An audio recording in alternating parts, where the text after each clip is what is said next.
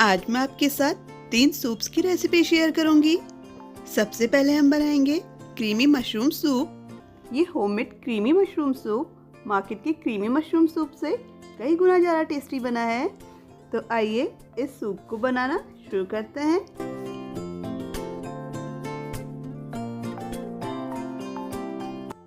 सबसे पहले medium size के प्याज को मैंने लंबाई में चॉप कर लिया है।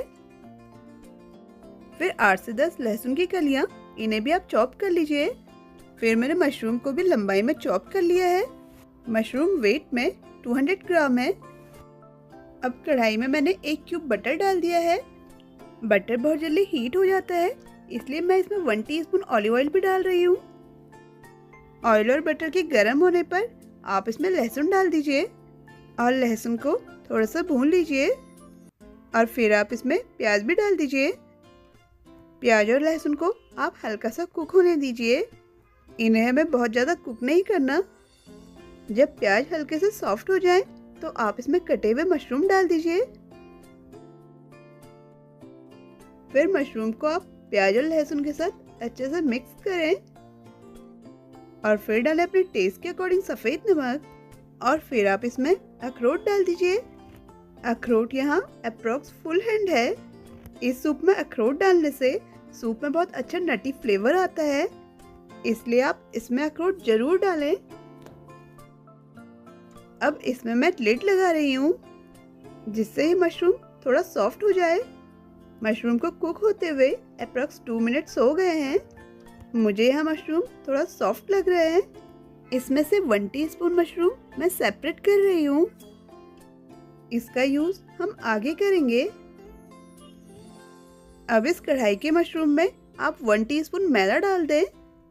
मैदा डालने से सूप का टेक्सचर काफ़ी स्मूथ बनता है।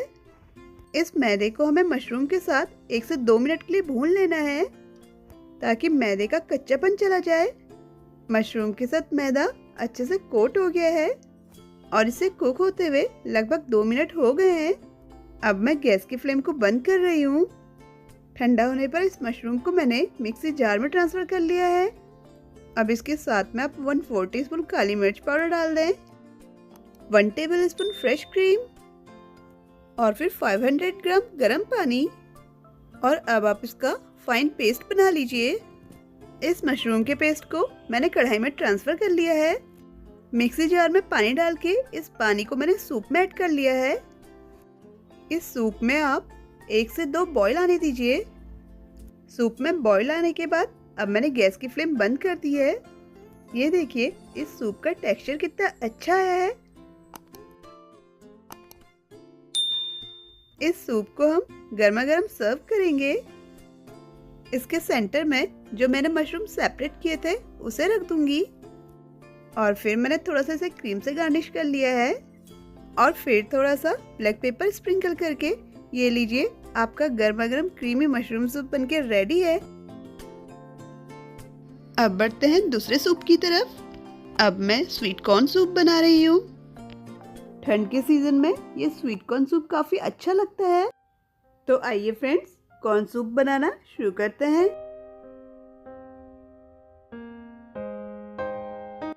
कढ़ाई में मैं अप्रॉक्स 1 टीस्पून बटर डाल रही हूँ। कॉर्न सूप के लिए हम कुछ वेजिटेबल्स का यूज़ करेंगे। वेजिटेबल्स में मैंने यहाँ लिया है मशरूम, हरी प्याज के पत्ते, गाजर, स्वीट कॉर्न और बीन्स और हरा धनिया। मैं इसे बाद में डालूंगी, इसलिए मैंने इसे अभी हटा दिया है। स्वीट कॉर्न को छोड़ के आप बाकी सब्जियों को बारीक चॉप कर लें। जो सब्जी आपको पसंद ना हो आप उन्हें स्किप कर दें। बटर के मेल्ट होने पर आप इन सभी सब्जियों को कढ़ाई में डाल दें। इन सब्जियों को आप 1 से 2 मिनट के लिए सौते करें। यहाँ मैंने एक छोटी कटोरी स्वीट कॉर्न अलग से हटा दिए थे। इन स्वीट कॉर्न को आप मिक्सी जार में डाल के इसका फाइन पेस्ट बना दीजिए और इस स्वीट कॉर्न के पेस्ट को आप इस वेजीज के साथ मिक्स कर दें। अब आप इसमें थोड़ा सा पानी ऐड कर दें। अब मैं इसमें 1 टीस्पून कॉर्न स्टार्च की स्लरी बना के ऐड कर रही हूँ। कॉर्न स्टार्च डालते टाइम आप इसे चलाते रहिए।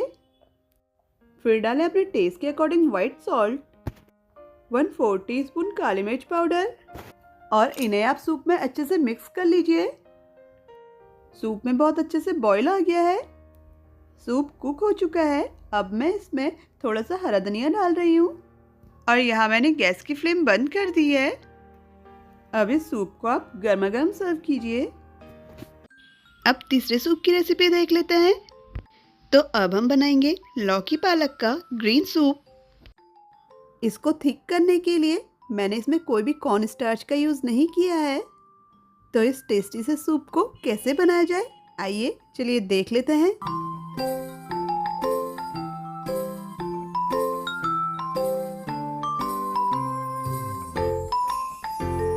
एक पैन में मैंने 2 ग्लास पीने का पानी गर्म करने के लिए रख दिया है।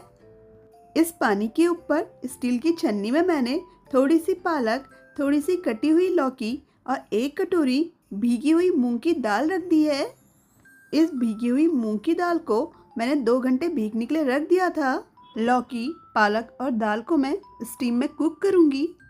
स्टीम कुक होते हुए 15 मिनट हो गए हैं, एक बार मैं चेक कर लेती हूँ। वेजिटेबल्स के साथ साथ दाल भी बहुत अच्छे से कुक हो गई है। अब इन तीनों को मैं अच्छे से ठंडा होने दूंगी।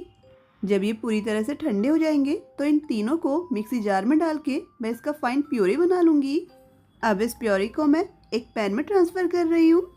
वेजिटेबल्स और दाल ऑलरेडी स्टीम कुक है, इसलिए इस सूप को मैं सिर्फ एक बॉयल आने तक कुक करूँगी। अब मैंने इसमें अपने टेस्ट के अकॉर्डिंग काला नमक डाल दिया है और सूप में एक उबाल आ गया है। अब मैं गैस की फ्लेम को बंद कर रही हूँ। इसमें हम तड़का लगाएंगे। तड़का पैन में मैंने थोड़ा सा ऑयल और थोड़ा सा क्यूब बटर का ले लिया है। बटर के मेल्ट होने पर अब मैं इसमें बारीक कटी हुई 10 से 12 लहसुन डाल दूंगी। पालक की तासीर ठंडी होती है, इसलिए इसमें आप लहसुन का तड़का जरूर लगाएं। अगर आप हेल्थ कॉन्शियस हैं, ऑयल और बटर नहीं लेना चाहते, तो लहसुन को वेजिटेबल्स के साथ स्टीम कुक कर लें। ऐसा करने से आपको लास्ट में तड़का मारने की ज़रूरत नहीं होगी। अब इस तड़के को मैं सूप के ऊपर पोर कर रही हूँ। इस तड़के को आप सूप में अच्छे से मिक्स कर लीजिए। लहसुन का तड़का लगाने के बाद ये सूप और भी ज़्यादा टेस्टी लगता है। तो इन विंटर्स के सीज़न में आप भी इन सूप्स को ट्राई कीजिए। जल्दी मिलते हैं आपसे नेक्स्ट वीडियो में। Till then bye bye, thanks for watching.